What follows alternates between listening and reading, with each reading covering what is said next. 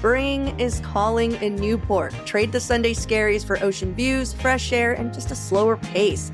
Make it a full weekend. Bonfires on Moolock Beach, Spanish tapas at Zarita and Nye Beach, or explore the Oregon Coast Aquarium's new Amazon Rainforest exhibit opening in May. Plus, there's super cute places to stay. For all the details, go to discovernewport.com/spring to plan your ultimate spring getaway on the iconic Oregon coast. That's discovernewport.com/spring. History is coming to life right now at OMSI at their Titanic Artifact exhibition. With more than 100 authentic items recovered from the wreck site on view, you'll experience life aboard the Titanic and the deeply human stories behind one of history's most enduring legends. Titanic, the Artifact exhibition is on view now. You can get your tickets at omsi.edu. That's omsi.edu.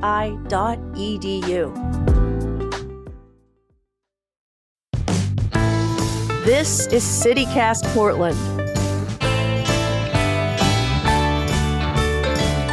I'm Claudia Meza, and this is what Portland's talking about. Today on CityCast Portland, how AI has landed beloved local record store Music Millenium in hot water, why our state abortion law is being ruled unconstitutional, and we're also diving into our mailbag and hearing from you, our listeners. Joining me are Willamette Week reporter Brianna Wheeler and our very own senior producer, Rachel Monahan. Thanks for joining me this morning, you guys. Good morning. Hello. Hello. I was told earlier before we recorded that my background evokes someone being held captive to Rachel. So some notes for me to take home. It is giving that. Which I am at. I am at home. Thank you, Rachel, for that. Before we jump into the news, I usually ask an opening question so any new listeners can get to know our guests a little better. And today's opening question is all about the locals only version of the Great British Bake Off that's happening this summer. So the Big Portland Bake Show, as it will be called, will take place over 3 weekends in a tent in the Pix Patisserie's courtyard, I'm assuming on East Burnside. The contest will be judged by Pix Patisserie owner and chef Cheryl Wakerhauser, I hope I'm saying that correctly, and pastry sous chef Katie Roberts, along with some guest judges over the season. Fingers crossed for Brianna Wheeler, because that would be awesome. Come on. Anyone who wants to be one of the bakers in the Big Portland Bake Show must register for an in-person interview on Saturday, May 30th, or Sunday, May 31st. Hit up pixpatisserie.com for all the details. And this leads me to our opening question. I'm assuming most of us have seen an episode of the Great British Bake Off, perhaps, maybe, in our lifetime. Yes? Okay. Oh, yes. If you haven't, know, like other cooking competitions, their baking challenges are usually themed or flexing a hard-to-master skill. So my question to you both is, name a category that you'd like to see represented in a Portland-centric baking competition. I got one. I'm not sure it counts as a category exactly, but I was thinking huckleberry desserts. I was thinking huckleberry pie, but maybe it's just huckleberry. That's a good one. Huckleberry? Huckleberry. Yeah, because it's a native berry in our area, huckleberry. Huckleberry over Marionberry. Interesting. Yes, 100%. Okay. Yeah? All right. What about you, Brianna? Wow. Oh, gosh. I thought we should make them all make choux. Choux? Choux pastry? I think we should make them make choux. Oh, like It's called pas de choux, and I actually learned how to make it from watching the Great British Bake Off. the French pastry? Correct. It's eclairs. It's, what do you call these, cream puffs? If you can't make that, then you're not a baddie. And that's all there is to it. So you want like a classic sort of showing of like what your skills would be. You're going classic. You're not at all going Portland-centric, because I was thinking Portland-centric, because here's mine. I was thinking for sure there had to be a vegan pastry, like a vegan French pastry, and you had to nail it. Because to me, I'm like, we're in Portland, baby. Gluten-free, vegan. It has to be one of those, and it has to be like perfect. Like you have to taste it and go, butter? Who needs butter? You know? Good luck with that. Good luck with that, bakers. I think it will demonstrate an incredible level of skill, and I would love to see it. Hell yeah. But Claudia, could you please hold up a copy of today's Willamette Week so we know that you're actually at home? Do not. Oh my gosh. You know what's so funny is I don't have anything to prove that I'm actually at home and not It does. being It does held look like captive. someone shoved you. You look like you're in a closet. Like someone put you in the closet. Oh, not the closet. No. Oh my God, you guys. I am so happy at home. I just don't want you to see anything.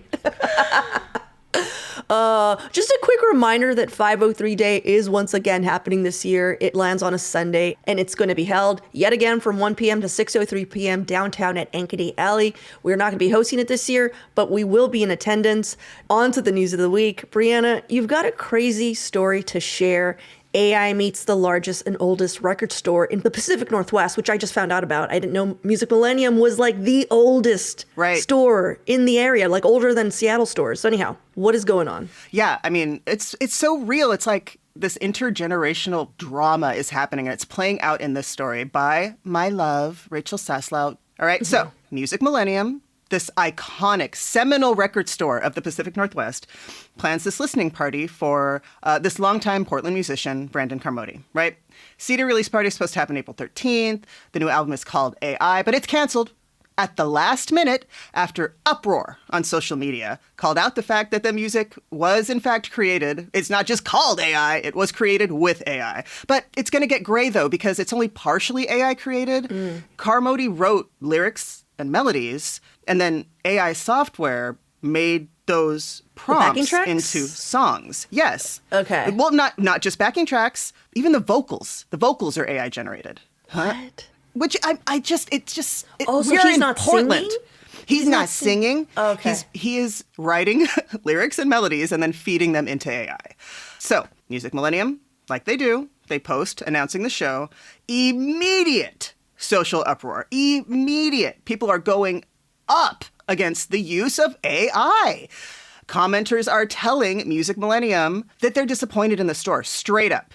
How could you do this to us? They're giving the show a thumbs down. They're saying that it's hypocritical because this is, like you just said, venerated independent record store. And it's very like, how dare you promote the animal that is going to make the rest of us not exist anymore, right? No, that's the fear. Yeah. So shop owner, who's just an icon of Portland, Terry Courier, he said that even his employees came up to him and said, look, we don't support this. We straight up do not support this. And then he heard that some customers were going to plan a protest. And I want us to take a minute to reflect on this moment, because there's a quote that Terry Courier left us with, and it's, he remembers a similar uproar when synthesizers and drum machines came out. Just breathe on that for a moment. What? It's a little different. Oh my goodness, it's a little bit different. Right. So it's canceled. Courier says, this is too much. I'm not trying to incite trouble. But this story hits different because news coming out of the Dalles is that these data centers that are there are literally physically changing the atmospheric landscape. They are creating these huge, gnarly clouds that are just sitting on top of the river. And if I don't know if our listeners are super familiar with the Dalles is a painting. It's one of the most beautiful places. And now it's just being erased, literally erased, big clouds of erasure. Yeah, well, let me explain. In the winter, the steam plumes venting from these cooling towers on Google's data centers are basically obscuring the area that it's considered now a flight risk for local pilots. But again, it's happening in the winter. Stepping aside from you can't see things, climate experts are now investigating if they're indeed creating their own weather systems, which would be catastrophic for any delicate ecosystems in the area. Also, just real quick, for those concerned that we're hitting a potentially devastating wildfire season that tends to rely on air tankers. Again, Google steam doesn't collect during our warm weather months, just winter, so it shouldn't disrupt firefighting operations. It's just right now local pilots are reporting that runways are being obscured on aviation forums, and it's lessening the days that they're able to go out flying. So just know that's where we're at, but it could have more potential ramifications if indeed these clouds are creating weather. Right. So you really got to ask yourself, is it worth it? Was the album that good? Was it worth it? Yeah, that to me is the test. I mean, how good is it? On some level. Yes, on some level.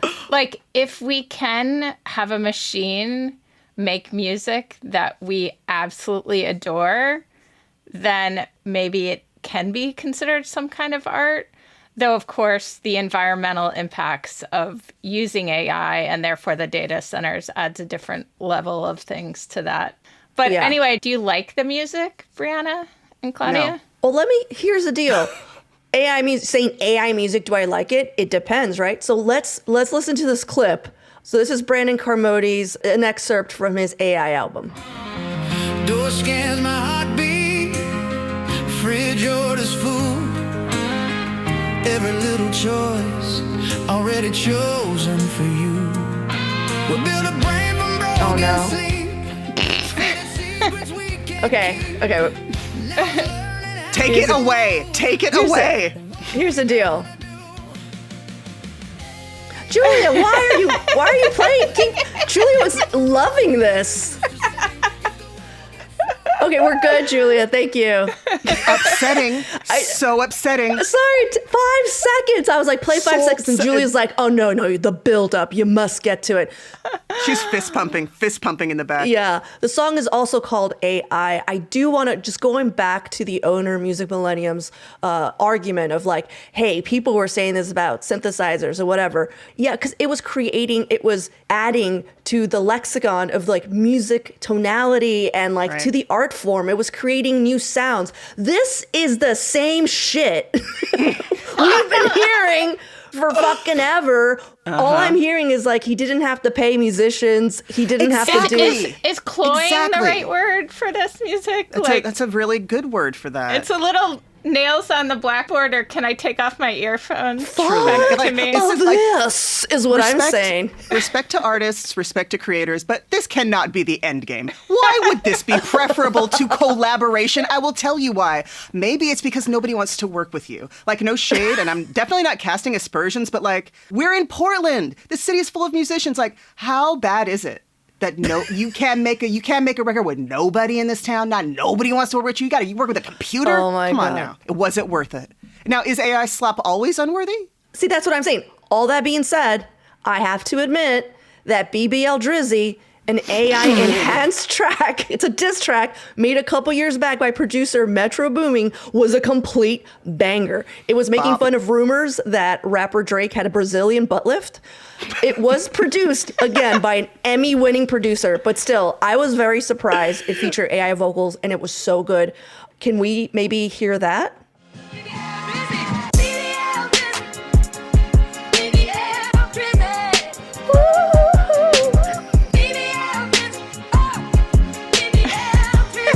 It's so good.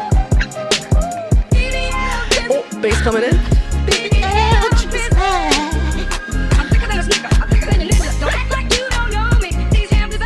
Oh, so good.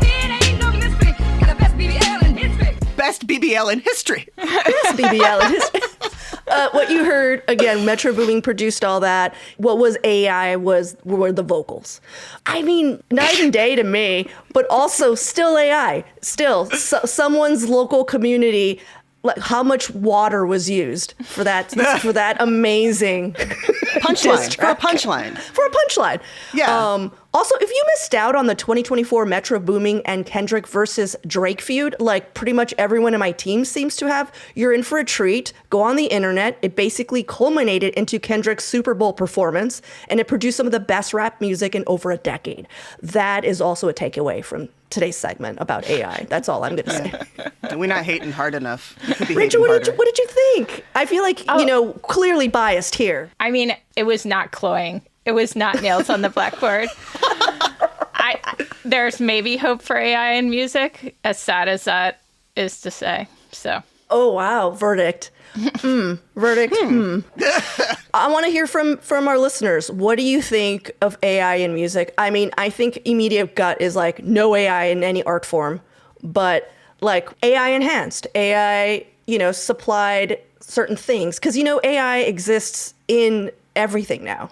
It's not just some like weird outside machine. It's pretty much in a lot of like heavily used apps, unfortunately. But thank you for breaking this down, Brianna. Let's take a quick break here. And when we come back, our state abortion law was found unconstitutional. We're going to break down exactly why.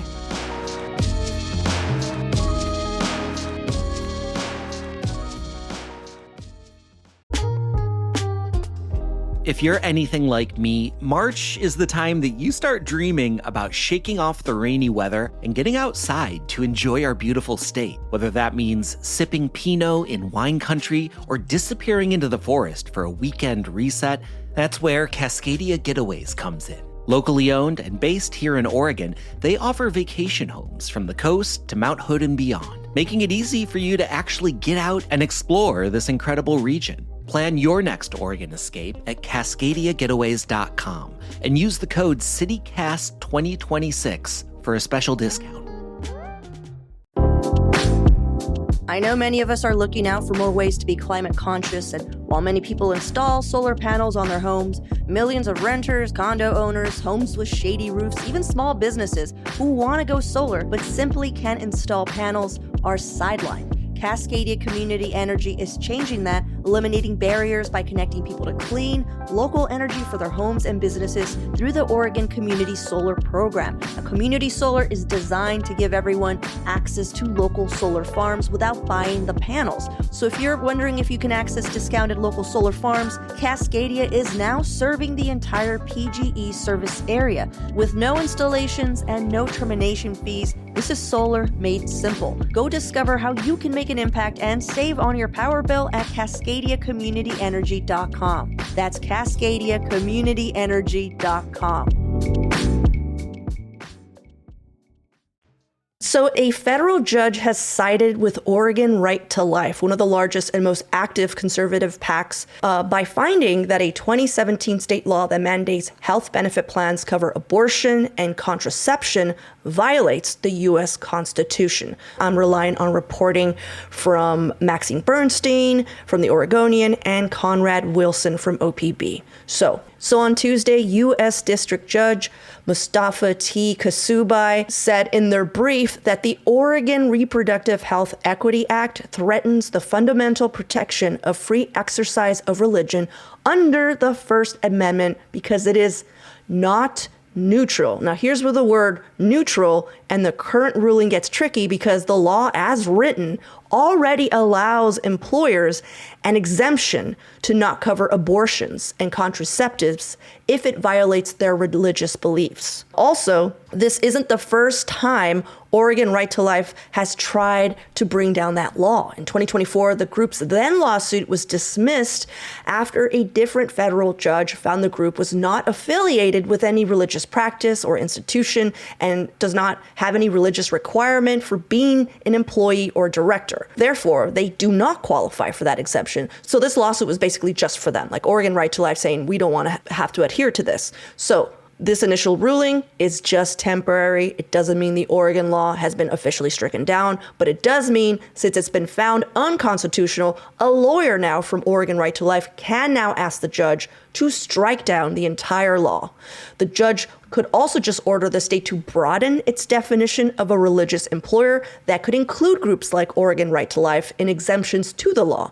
We won't know the full scope of the judge's ruling for possibly several weeks. Both sides of the argument have to submit briefings to the judge, plotting out how they want this all to play out, and then the judge will make his decision. For now, all the temporary ruling means is that the Reproductive Health Equity Act passed by Oregon lawmakers won't apply specifically to Oregon Right to Life. And if you're not familiar with our Reproductive Health Equity Act, or what we call our abortion law, all the law mandates is that health insurance companies waive a deductible, coinsurance, copayment, or any other cost-sharing requirement on contraceptives and abortions, as well as other reproductive-related healthcare, such as screenings for sexually transmitted infections. Again, the law already allows employers an exemption to not cover I just want to say this over and over so people understand why this is so weird and why it's so tricky and difficult for this judge to parse out. So what do you guys think? I mean, ultimately, this is about access to healthcare, but I'm just curious, what you guys are thinking about the word neutral, because that's what I was how, they're basically saying this is too close. This is too biased. What are they covering up? This sounds like an argument that's just fluff. That's nothing. That's what's the real, what's at the kernel of this?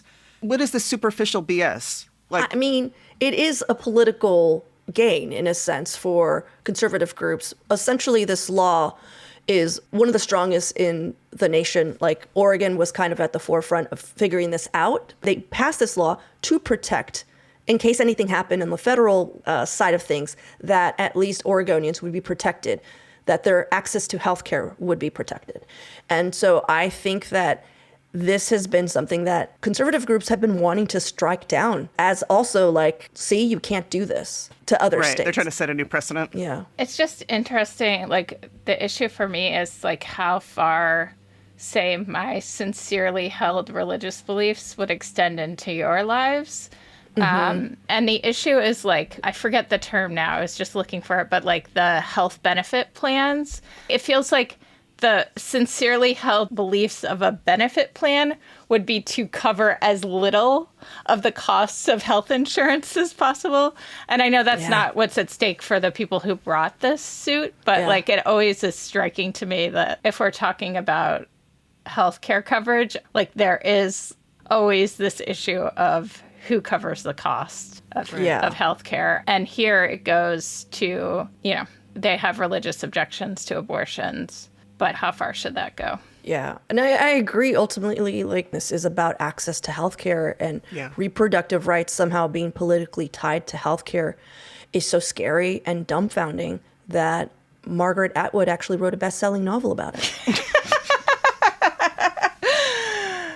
Oh, yeah. And it's like, it just is always striking on this issue of like, if we want fewer abortions, the data suggests like we should be providing reproductive health care as part of things. So, and having a better economy and educating people on sex and in schools and, you know, all of those things.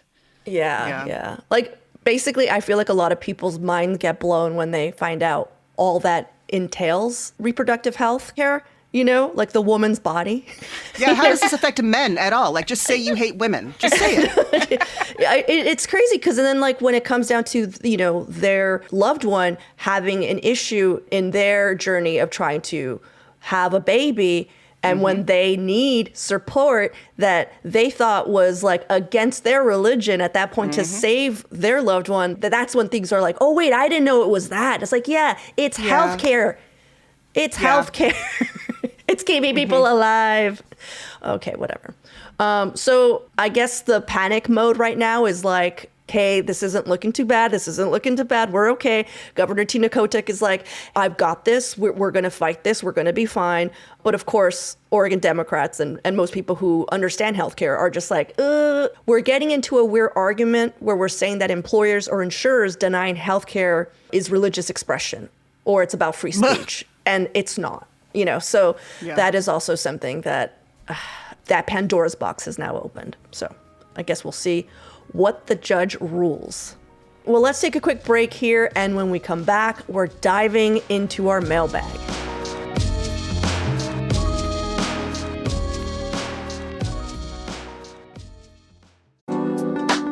History comes to life in Titanic, the artifact exhibition now on view at OMSI. Immerse yourself in a rare opportunity to explore the innovation, ambition, and tragedy of the Titanic while connecting personally with the people whose lives were forever changed by her voyage. With more than 100 authentic artifacts recovered from the wreck site, you'll experience an immersive gallery combining cinematic visuals and powerful audio reenactments that bring the ship's scale, beauty, and tragedy to life.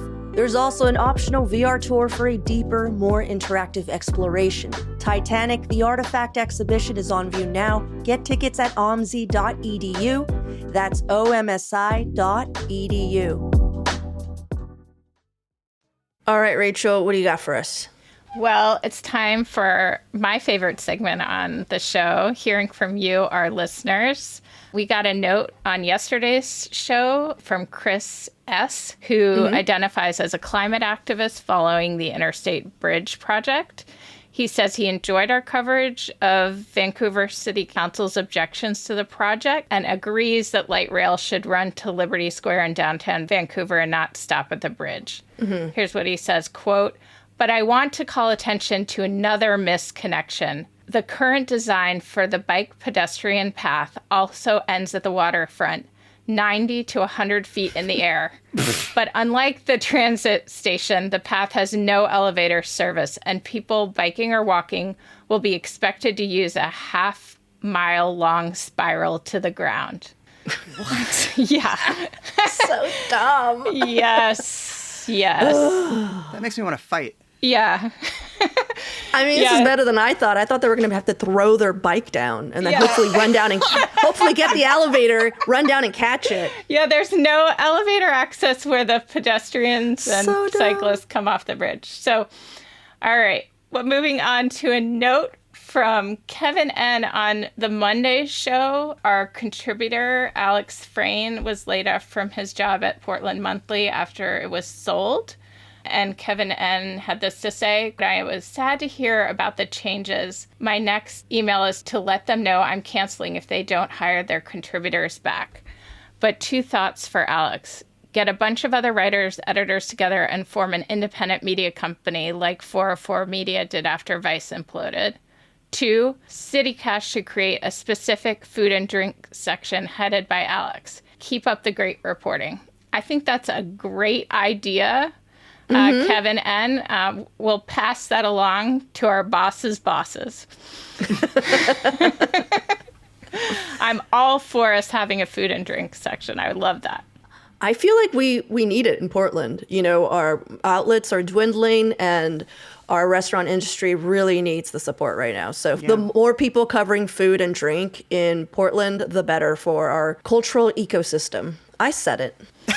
Absolutely. Food and drink is like a beloved industry that draws everybody here. Like, we need that. Yeah. All those downtown developers should be funding this project too, I say. Oh, I like that. Oh, no, seriously, yes. that's a great idea. There we go, Rachel. We figured it out. We've saved Portland. Hooray. Go Yeah. on. All right. Yay! So the last time the 3 of us were together, we talked about a proposal that is aimed at raising Uber drivers' pay. And we heard from Nate E., who's a CityCast Portland neighbor. Thank you for joining our membership program. And an Uber driver, 10 years overall, 3 in Portland, and estimates they've given 35,000 rides. So this is what they have to say. Wow. I will say for the Portland market, I've been averaging $20 to $27 an hour after gas and car maintenance. In the Austin market, that's where they drove before, I averaged around up to $32 an hour after expenses. The pay difference could be the regulations here and or it could be the fact that Austin is a bigger city. All that said, the average pay rate has been close to the same for years and has not kept up with inflation and rising gas prices. Oof. The way the fare breakdown works is the driver gets around 45% of what you pay before tips. Uber gets 25%, and the rest goes to Uber's insurance, taxes, and fees. While I would love a pay increase, I'm not sure if the deal the city is trying to cut with Uber is the best way to go about it. I would like our pay per mile and per minute to match the pay in Washington State.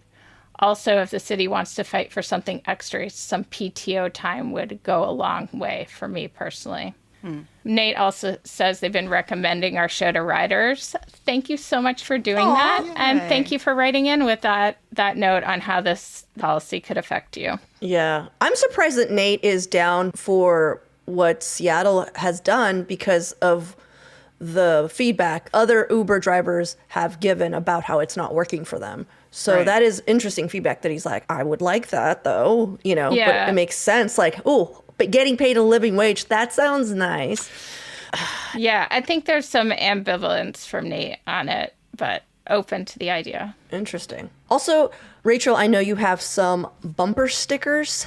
I don't know if you want to introduce this new segment we have. We haven't really committed to it yet, but I think it should be a new segment where we share our favorite bumper stickers. I know we're doing stuff on social media with it as well. You want to jump in and kind of explain? Yeah, we have a series going. The second will be up today called Sticker Shock, all about our favorite bumper stickers in town.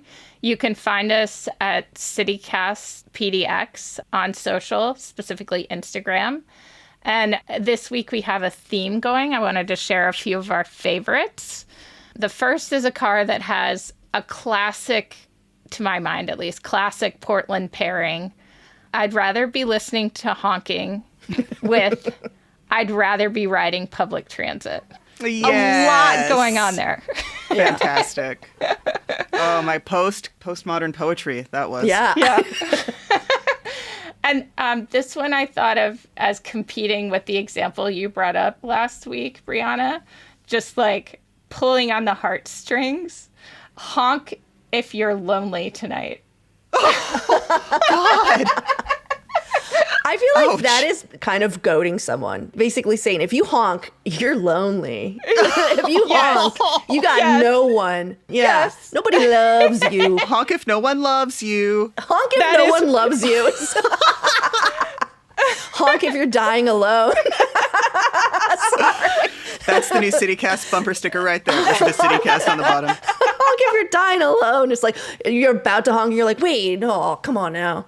I don't want to be cursing myself. All right. What's the last one? Honk if you're in love with assistant director Walter Skinner. And this is from at Terra Bira. They designed it themselves. And those of you who didn't X-Files, watch it, right? yes, yeah, exactly. That's a total X-Files throwback. Yeah, that's a deep cut. So you can find us again at CityCast PDX. And if you have photos of your favorite bumper stickers, send them our way. We're at portland@citycast.fm. Nice. Well, thank you, Rachel, for jumping into our mailbag. Thank you, everyone, for writing in portland@citycast.fm if you have more notes for us. Brianna, pleasure as always. Rachel, thanks again for being here.